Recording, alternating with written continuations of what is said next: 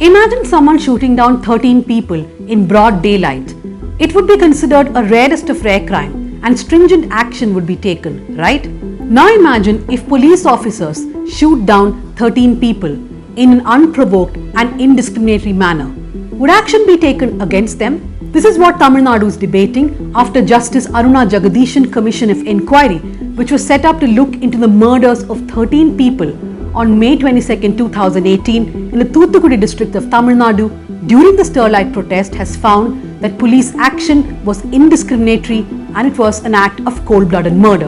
I am Dhanya Rajendran, and this week on my show, I will be looking at the Aruna Jagadeesan report, and I'll also be speaking to senior journalist Ilangovan Rajasekaran, who exclusively accessed parts of this report and published it in the Frontline magazine. Former Justice Aruna Jagadeesan was appointed in 2018 by the then AIADMK government to probe into the Thoothukudi firing. From the excerpts published in the Frontline magazine, we know certain crucial parts of the report. But before I get into that, let me just remind you that for 100 days, people in Thoothukudi had been protesting against Vedanta's Sterlite plant, saying that it is polluting both the air and water in the locality. On the 100th day, they had planned a march to the collectorate. 2 days before that, peace meetings had happened in the district, but it had largely failed. On May 22, 2018, as people started marching towards the collectorate, police stopped them at many locations. There were lathi charges at 2 or 3 places, and at one place called Thresapuram, police started firing and one woman was shot dead. This agitated the protesters, who started marching in large numbers towards the collectorate, and once they reached the collectorate, police started firing at them. The Aruna Jagadeesan report says that the firing was unprovoked, that police were using hideouts to fire at people who are actually far away from them. In one instance, which is at the collectorate, police were apparently on the rooftop of a hotel and they were shooting at people. The ballistic report in fact says that the police used long-range weapons and not short-range weapons. So imagine this, a large crowd of people, men, women and children, are going towards the collectorate and they have no clue that the police is going to be shooting at them. Some of them were running away from the scene as the police shot at them, because the postmortems show that the bullets entered through the back of the skull and exited through the front of the face. So people who are running away from the violence, from the mayhem, they were shot by the police who were standing on rooftops of hotels. These were visuals which emerged in May 2018. This clearly shows a policeman in a yellow t-shirt standing on top of a van and shooting with a rifle at the crowds. Then a policeman with a black t-shirt is seen climbing the same van. He lies down and takes aim. The crowds, the protesters, are nowhere to be seen in this visual.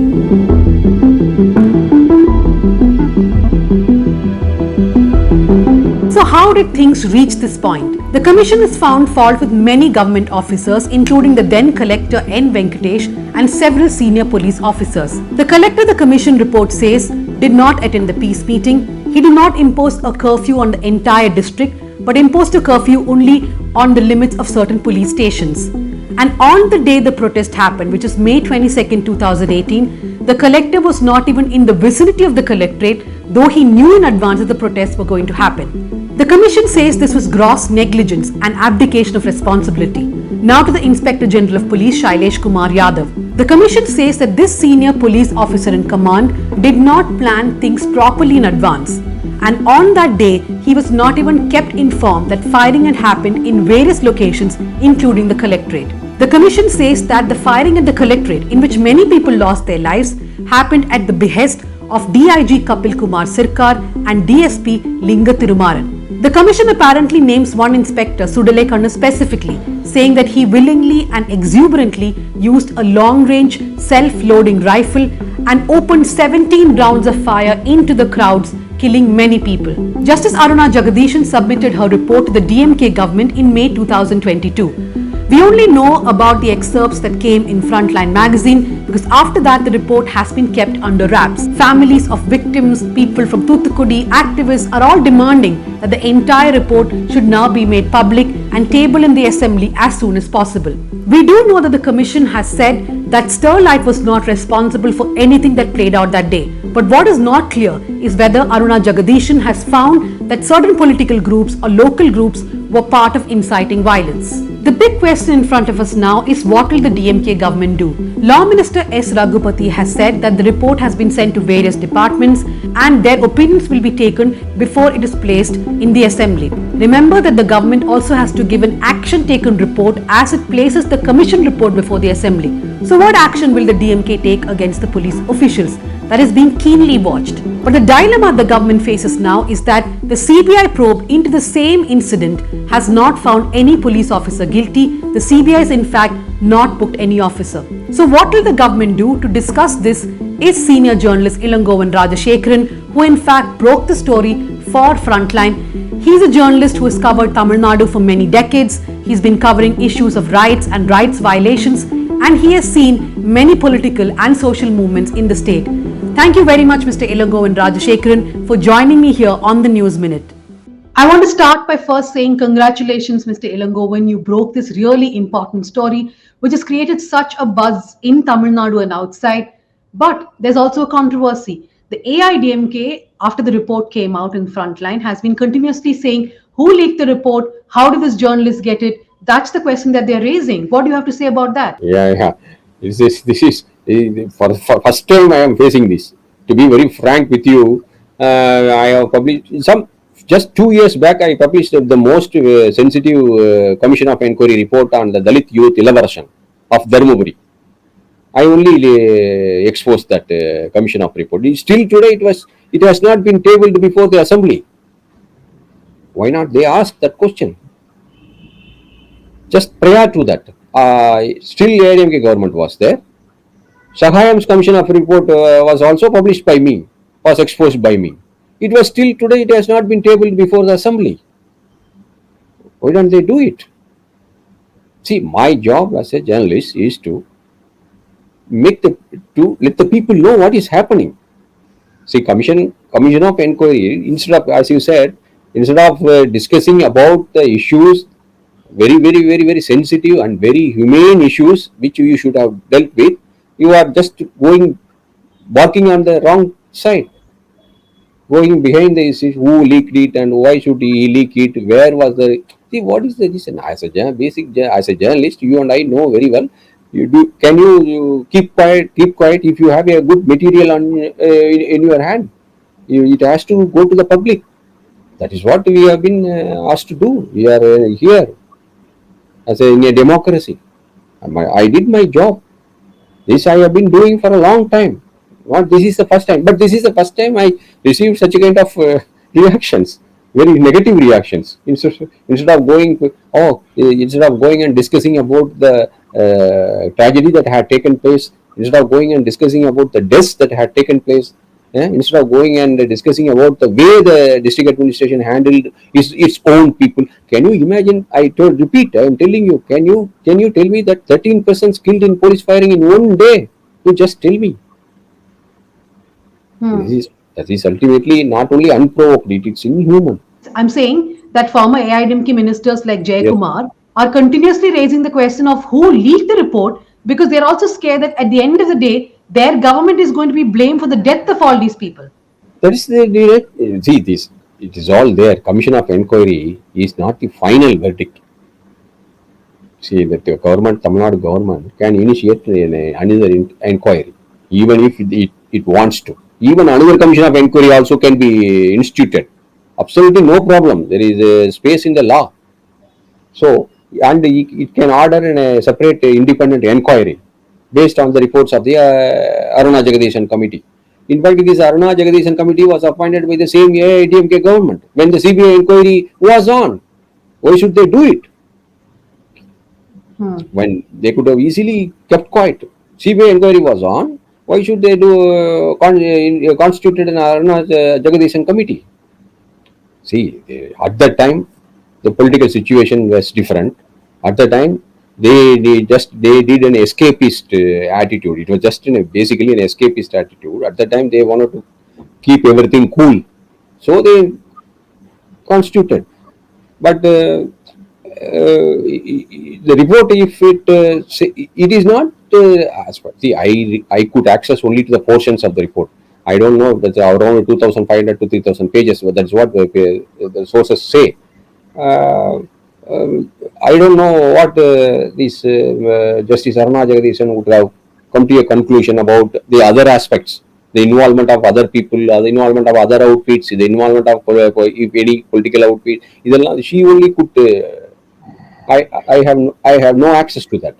What I had in my hand, that I could publish. Now, to go to the report itself, there is the Aruna Jagadeesan Commission, which has now found that police officers, collector, revenue department officials, etc., were responsible for what happened on May 22nd. There is also the CBI report, which has not found anyone responsible. So, there are two of these reports which say two really different things. What is your take on that? See, both the reports are dissimilar. There is no similarity in both these reports. Entirely quite opposite, both of them. CBI has found nothing against any of the officials who are said to have been involved in this incident. So totally exonerated them in their investigation. First, CBI filed a first charge sheet. In that charge sheet, I think more than 105 people were named, but none of them was an official from either police or revenue. So there was a lot of hue and cry from the people, especially from Thoothukudi, because they were the witnesses to the incidents that had happened there on that fateful day of May 22, 2018. So what happened ultimately? The CPIM the district unit took up the issue and went to the court, asking them that it was very unfair, but none was there. The official none was there included in the charge sheet. So Madras High Court instructed them to go ahead again. So CBI conducted a second round of investigation, a very short, brief investigation, and filed an additional charge sheet, which is called supplementary charge sheet, in the same case with a different crime number. In that supplementary charge sheet, the CBI has said that he has named unnamed officials. So this is in quotes, unnamed officials. And the second charge sheet also has been filed. By then, so the CBI had Assam today on record had completed its investigation. But Aruna Jagadeesan Commission of Inquiry is totally different, because the very objective of the commission is to find out why such a bad thing or a tragedy took place first. How could it can take place? What were the reasons that were behind this incident? Because to be very frank with you, if my memory serves correct, I have never come across or never read that on a single day of violence and in police shooting, 13 persons were killed. Just mind it, 13 persons were killed in police shooting on a single day. That itself is very preposterous. We cannot, I don't understand the logic behind all those things, how they handled the incident. And none of them, either the police officials or revenue officials, were injured. No one was seriously injured, only except one constable named as Manigandan. He was grievously injured and he is still alive today, and his medical care is being taken care of by the government. And but just think of it, more than 100 people were injured, many of them bullet injuries, and one chap died after a prolonged admission in the hospitalization. So these 14 people were killed in police firing. So Aruna Jagadeesan committee went into the details of the police firing. So you have this explosive nature of a report, because she found everything black and white, how they handled, how they not handled, how they mishandled. You have to tell it properly now, how they mishandled the situation, which went out, which it was peaceful. When it started, it was very peaceful.